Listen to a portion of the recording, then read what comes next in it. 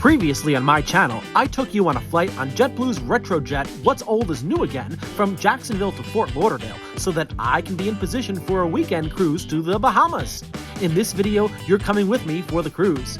I've shown you two cruises in past videos, one on MSC and the other on Costa, and I'm thrilled beyond words again because today I'm boarding Liberty of the Seas. So come along with me for another excellent maritime adventure.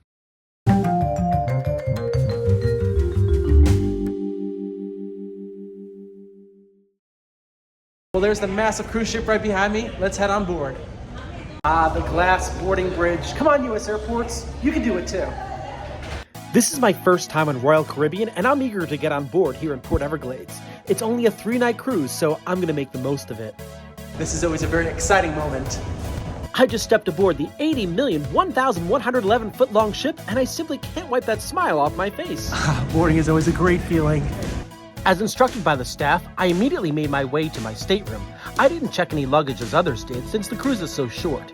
Today, I have a balcony room, and it's a perfect size for the duration of this cruise. There's a nice bed, a nice sitting area, and a beautiful view outside. The bathroom serves its purpose, and it was perfectly functional for this journey. It's Friday at 2:00 p.m. and I'm ready to eat lunch, and the staff informed me that the buffet was accepting people for lunch, so that was the place to be for the moment. By the way, the boarding process took about 20 minutes from entry to the terminal to boarding. Everything went so smooth, and the food was delicious. After lunch, I wanted to check out the Royal Promenade on Deck 5. The Royal Promenade is sort of the town square of the ship. This isn't a brand new ship. It entered service in 2007, with her first port of call being Southampton in the UK. It's been around the world, but there were really no indications at all to hint that it's nearly 16 years old. None of the stores or restaurants here look dated at all. This is a place that gives you the city at sea feeling. It's almost hard to believe that we're in Florida today, and tomorrow this mini city will be in the Bahamas. From food to gifts, this place has it all. I especially liked that some of the food places had complimentary food, so when I was hungry and it wasn't a formal mealtime, I could come here when I desired. My stateroom was conveniently located next to an elevator that led right down to this area, only a few floors down. This ship is very well laid out and easy to navigate, and the Royal Promenade is a real focal point, helping you be aware of where you are on the ship. And to make myself more aware of where I was, I headed up to the ship's gym, which has a forward-looking view with floor-to-ceiling windows, but since departure time is approaching, I think that the best place to be is outdoors. Well, now that I'm on an outdoor deck, I am distracted because the cruise dock at Port Everglades is very close to the Fort Lauderdale Hollywood International Airport. My channel is primarily an aviation channel, and I'm so happy I can experience some aviation from my ship. We're on the departure path, and I've got a great view of airplanes headed to the east, like this Spirit A321 bound for Newark, and this corporate jet also bound for the New York City area. And right above me and heading that direction are arrivals to Miami International Airport. Since Miami is just south of Fort Lauderdale, this Miami-bound Swiss flight from Zurich passes by Port Everglades at just 10,000 feet. From Deck 12 on Liberty of the Seas, we're getting ready to leave and head over to the Bahamas. So many passengers have gathered outdoors for our on-time departure today. It's a lovely day in South Florida with perfect weather, not too hot and pleasant. Everyone is having a great time, and passengers are involved in activities like the ship's flow rider. But I've got an outward focus because I'm interested in the path we're going to take to leave Port Everglades. Our engines have been started, and we'll be taking the path that this ship was taking. We'll be there really soon. Let's see if we create a tsunami today. Tsunami? Well, sort of. As this Princess cruise ship passes through the narrow channel, she displaces water and creates pressure that draws water away from the beach, then rushes the water back to the beach again. We'll see this when it's our turn. For now, we've left the dock and we need to move to the middle of the turning basin in an area called Lake Mabel. To move, the diesel-electric propulsion system consists of 2 azipods, 1 fixopod, and 4 tunnel thrusters. We can basically move sideways this way to steer clear of the dock. Our short route to open waters has us making a right turn to the east. Farewell, Fort Lauderdale. See you soon. Once established on a 269-degree heading, we're pointed toward the Atlantic Ocean. On the starboard side of the ship, the side that I'm on, I can see the Harbor Inlet neighborhood of Fort Lauderdale, just south of Southeast 17th Street. This is a residential area, and anyone who has a home here has a free cruise ship show on a regular basis. You can often see residents waving to the passengers on the ships as they depart for their journeys.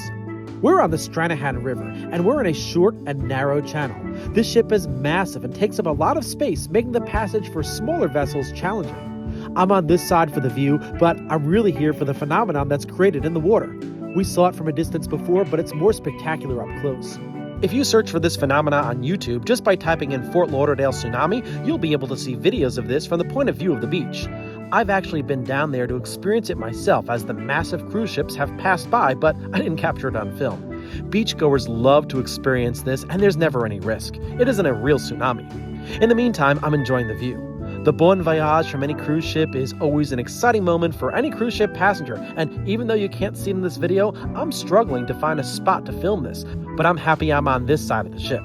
The view on the other side of the ship includes the Intracoastal Waterway as it continues toward the south, as well as the Dr. John D. Mizell Ewula Johnson State Park, a great park on a narrow strip of land where you can swim, fish, and enjoy recreational activities. With this short amount of time passing through the channel and lots of people up here, I kept my position secure on this side of the ship for the upcoming tsunami. If you haven't taken a cruise out of Fort Lauderdale, and if you don't live in the area, I highly recommend spending the night before your cruise in Fort Lauderdale. Fly down at least one day in advance and spend some time in the area north of what you see here. It's a lively area with shops, restaurants, and of course beaches to put you in the mood for warm weather on a Caribbean cruise. Don't forget to check out the video I uploaded before this video showing my flight to the Fort Lauderdale Hollywood International Airport. And no, it was not filmed on the same day as the cruise. The biggest risk you can take with flying is having a flight delayed or canceled, and if that happens, you don't want to miss your cruise. I've clearly made it on board and we are underway. This channel is so short, we'll actually be at sea in about 3 minutes time, leaving the United States behind us as we work our way toward the Caribbean island nation of the Bahamas. The good weather here sets the tone for the journey. As we reach the large condominium complex at the end of the channel, our ship causes a spectacle. Negative pressure from our ship in this narrow and shallow channel causes water to be drawn inward, essentially pulling water away from the beach.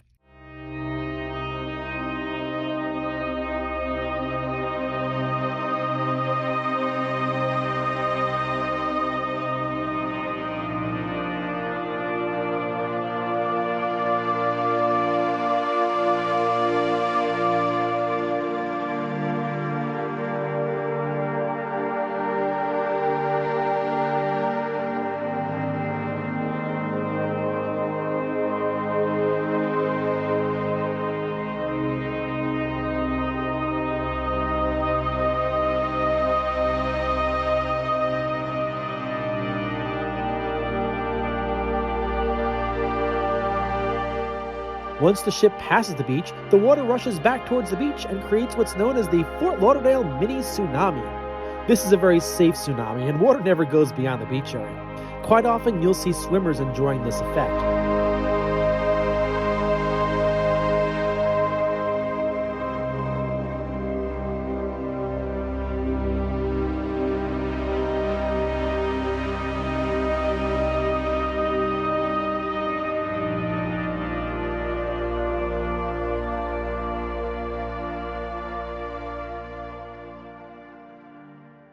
Let's watch this again, this time in fast forward.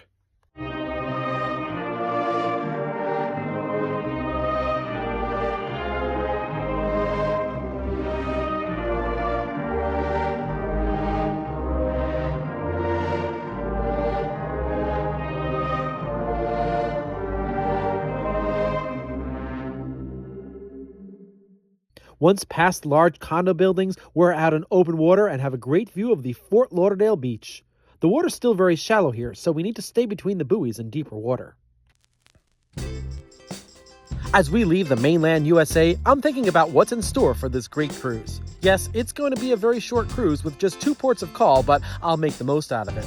Our 2 stops are Nassau, Bahamas and Coco Cay, Bahamas, an island used just for the cruise line that I'm on, Royal Caribbean. On my journey, you'll be joining me at both, and I will take you throughout the ship, showing you everything that I did aboard. Although I'm not privy to the ship's passenger manifest, up to 4,960 people could potentially be on board. But today, for you, please enjoy this from the comfort of where you are, and know that you'll be with me every step of the way from Fort Lauderdale back to Fort Lauderdale. Before we proceed on course at sea, here's a look back at the beach. We need to follow the buoy system with the red buoys on the left side of the ship. Green buoys are on the other side, but I've returned to my balcony room as we enter the open waters. From my balcony, away from the passengers above, I gaze at other ships and I look back at the Florida coastline. This is the area just south of Fort Lauderdale, and here's Port Everglades, where we departed from. Those buildings are the condos we passed by just moments ago, and of course, as an aviation buff, I am happy I can still see those FLL departures to the east that are climbing over the Atlantic Ocean as the sun sets. A local maritime pilot had been on board to help us navigate out to sea, and once returned to the pilot boat, we are able to increase our speed as we work our way to Nassau.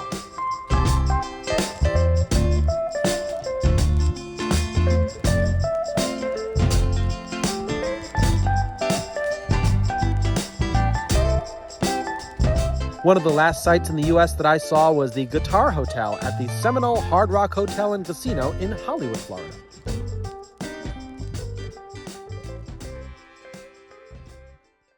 With a 4:30 departure time, I had an assigned dinner time for shortly after departure, so the next thing I did was go to the main dining room for what was a fantastic dinner.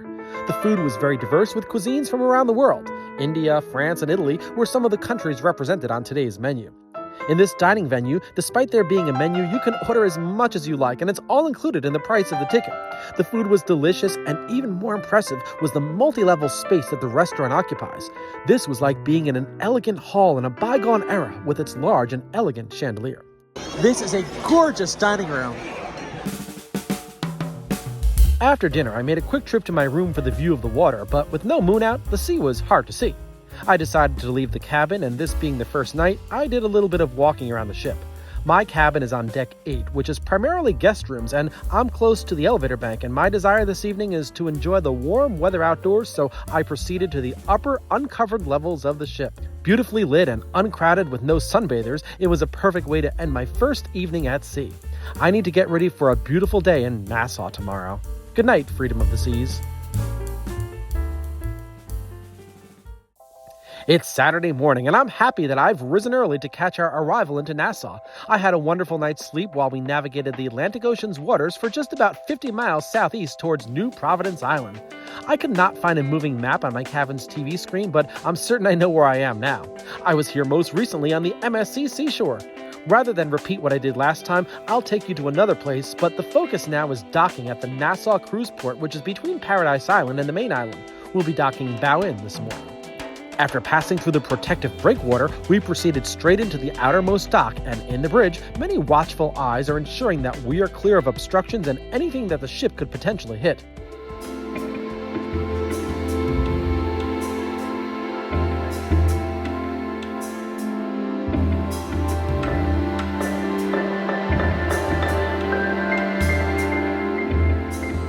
Once lined up, we proceeded straight in towards the dock and will eventually pull alongside it.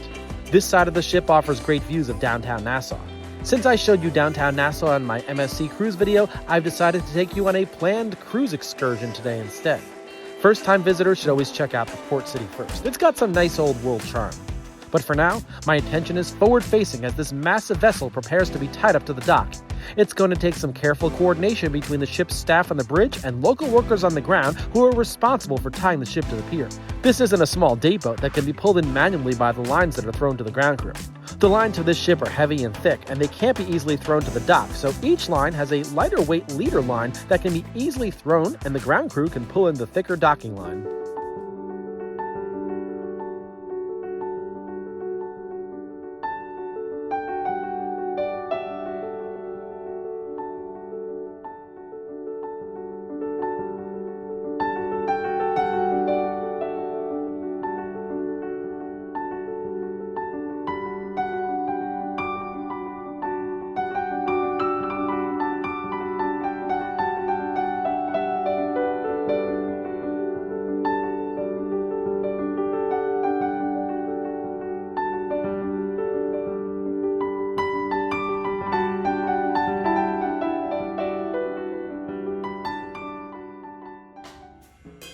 And here's the actual line being pulled into the dock via the lead line. Notice how several dock workers are present to ensure everything goes well. As this is occurring, the ship is still moving slowly towards the dock. The actual lines will hold the ship in place for the duration of our stay today in Nassau, and upon leaving, they'll be loosened so that we can move away from the dock. This process is occurring throughout other points of our long ship, but I'm viewing this from my room and I can only see this one. Not a bad view. Many passengers enjoy looking down at this process, awaiting the point when we're fully secured to the dock and the local authorities come on board to provide clearance for the vacationing passengers to get off the ship.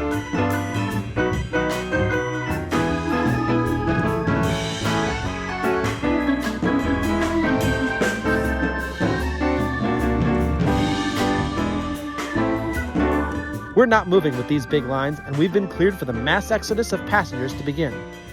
As this was happening, the Carnival Sunshine pulled in and experienced the same docking process. Welcome to Nassau, Bahamas. After gathering in the ship's theater to meet the excursion group that I was going to be part of, I found myself walking along the 1,111-foot-long Liberty of the Seas. This is the first time I was able to get a real good perspective of how big she is. From the pier in the distance, another Royal Caribbean ship came in, Mariner of the Seas, and this ship is going to dock near us but will pull in reverse. In order to do so, upon passing the breakwater for the harbor, the ship pivots 360 degrees. Since our ship docked in, we'll have to execute the same procedure in the opposite direction when we leave later today. This way, our bow will be pointed outward, and we can pass through the entrance to the harbor and forward rather than backing out the entire way. Well, I hope you enjoyed this video so far. I'm going to pause the video here and resume in part 2, which will be coming soon.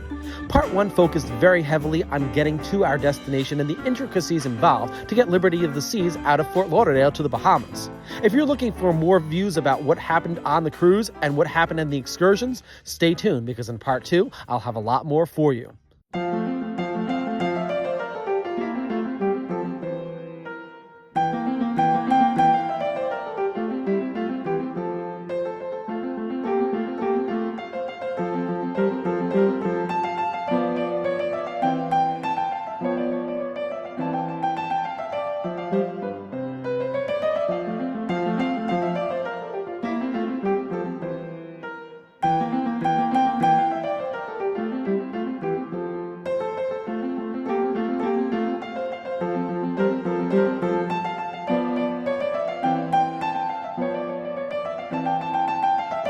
Thank you.